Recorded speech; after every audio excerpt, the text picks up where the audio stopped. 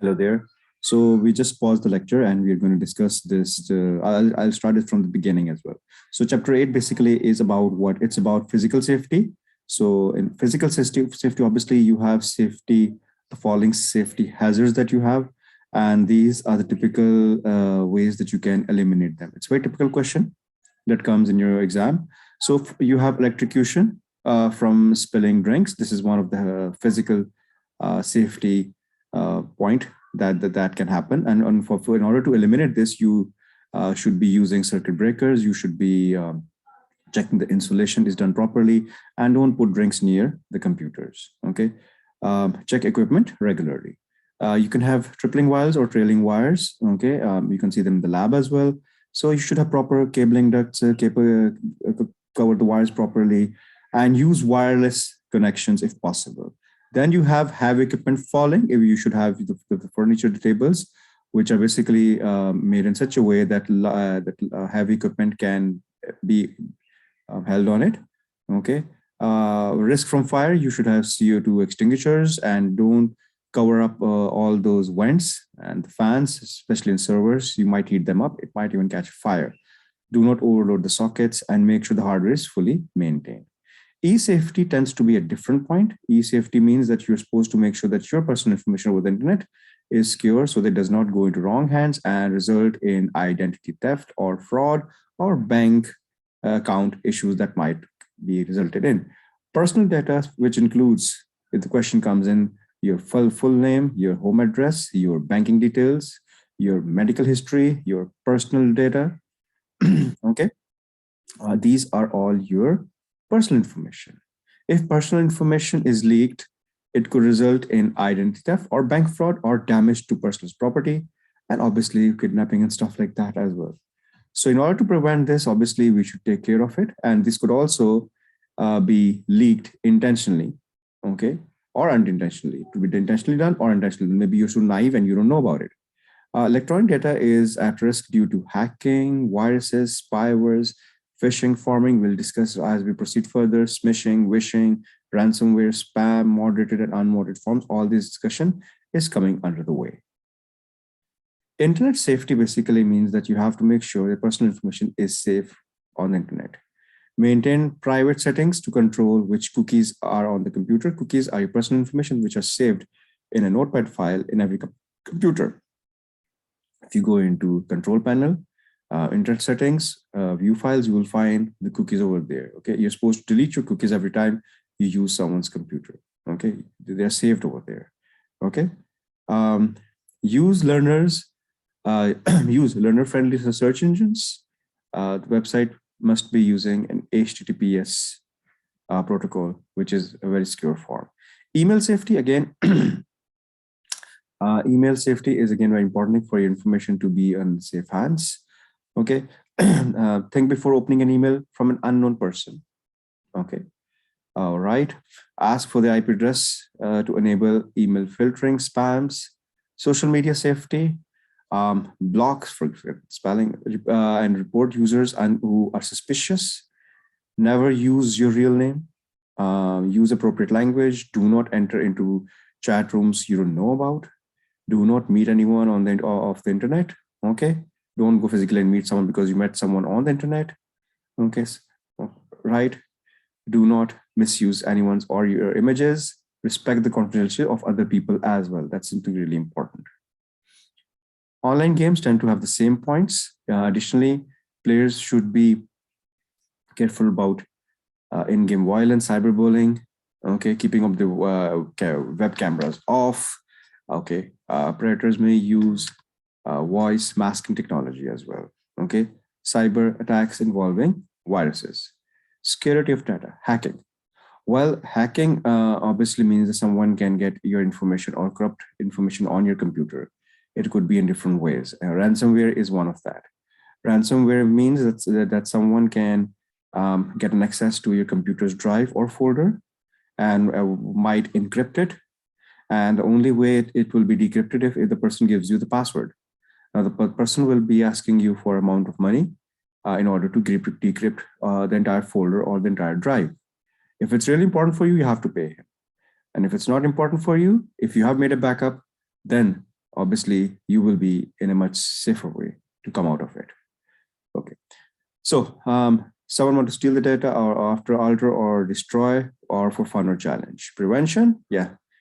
You should have proper authentication techniques, but use proper firewalls, have a backup and stuff like that. User IDs and passwords, you know what these are. They are used to log in. And they just discussed it actually. User ID assigns user's privilege once user logs in. A top level privilege for a network is an administrator able to set passwords. So they're just generally discussing what user IDs are. And then they're discussing that user IDs in case of what are administrators in case of LAN topology, such as in a lab. The administrator will give the users, the clients on the local area network, an individual user ID through which they will enter the user ID and the password, just the way we do it in our LGS lab. Okay, passwords have to be strong. They have to be of uppercase, lowercase, and different characters to make them generally really strong to hack them. A lot of combinations are required.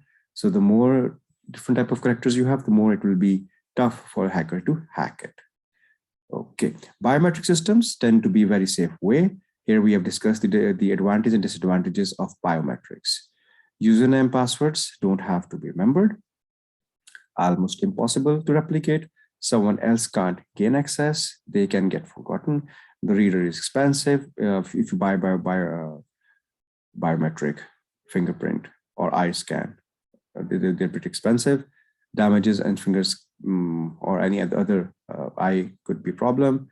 And people are really concerned about giving their biometric information to different organization, banks and stuff like that. If it goes into wrong hand, that's a big problem. Digital certificate. Digital certificate basically is a certificate that is issued to every user who logs into an authentic website that has HTTPS, Hypertext Transfer Protocol secure domain. Okay, HTTP is not secure. Okay, so there are different protocol layers. These protocol layers perform different tasks, such as FTP, file transfer protocol, is used to transfer the file. HTTP is used to transfer images, text, style sheets from the server to the web page, to the user's client computer. So AS is basically secure. What are secure socket layer? It's a type of protocol that allows data to be sent and received over the internet. When a user logs into the website, SSL encrypts the data. HTTPS or padlock in the status bar. When user wants to access a secure website, you should know these steps. It's really important, please. This is really important. I'm saying it again. User's web browser sends a message so that it can connect with the required website, which is secured by SSL. The web browser requests that the web server identifies itself. Web server responds by sending a copy of SSL certificate. Okay, obviously, so I will request from my client, I will write https.mrsaem.com, and my server will basically, first of all, see it's coming from where, and then if it sees coming from authentic source, okay, it will add SSL certificate into it, and then it will send me a copy. So, okay, web browser checks if the certificate is authentic, sends a signal back to the web browser, sends the transmit data once connection is established. If not secure, browser will display, it will be displayed in open padlock. This is related to your asymmetric encryption. Remember, there was symmetric encryption and asymmetric encryption. Let me just explain it in a bit fast way. So there are two kinds of encryption, asymmetric and symmetric. You know about a symmetric, in which you have a public key. So the public key basically will be available to, this public key will be available to computer A, computer B, and all the computers which are on the network and transferring the information. So this public key obviously can go to anyone's hand. It's not a very secure way.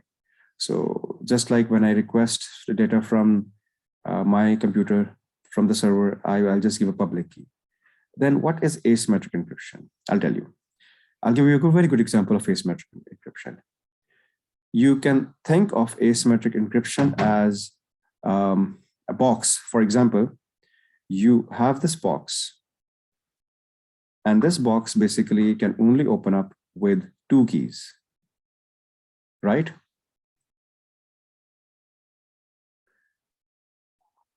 I was saying you have this box.